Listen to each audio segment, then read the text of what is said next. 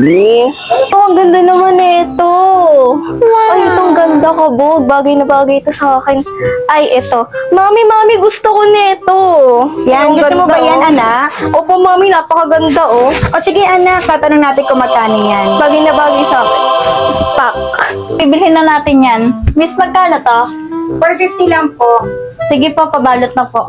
Thank you po. Sige, ma'am. Ito nga pala ako tutulog, hindi kasi uuwi yung asawa ko. Baka matagalan pa siya umuwi. Ganon, di ba uuwi si Gray? Opo. Ay, kasikit ka naman na muna matulog. Mami, gusto ko ng charger na to. Sira na kasi yung charger ko. Charger mo? Yes, Mami. O siya, sige. Gusto mo yan? Ito na lang, green. O sige. Tatanong natin kung magkano yan. Sige ha? po. Thank you, Mami. Anak, nga sa kwarto, parang hindi ka babae. Eh, mami, kakalinis ko lang ng kwarto ha. Dumi na naman. Ay, hindi. May nakita pa akong kalat dyan kanina. Sige po, mami.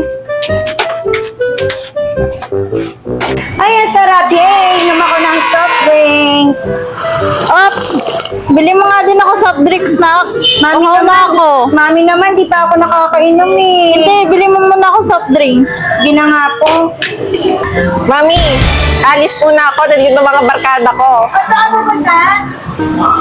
Gagala po. Tara na, Tudyongs! Tara na, Tudyongs tayo. Ay, nako, dumating na naman yung bill. Saan na naman kaya ako kukuha ng pera pambayad? Mami, ako'y papasok na sa trabaho at ako'y malilate pa. Sige na, mami. Ah, baka naman pwede ako makahingi ng pandagdag ng bayad sa kuryente. Mami, alis na ako. Okay, sige na. Baka makalimutan mo yung pambayad pandagdag sa kuryente. Mami, malilate ang sahod ko pero magbibigay naman po ako mamaya. Okay, sige, ingat ka. my mind. I was a stranger.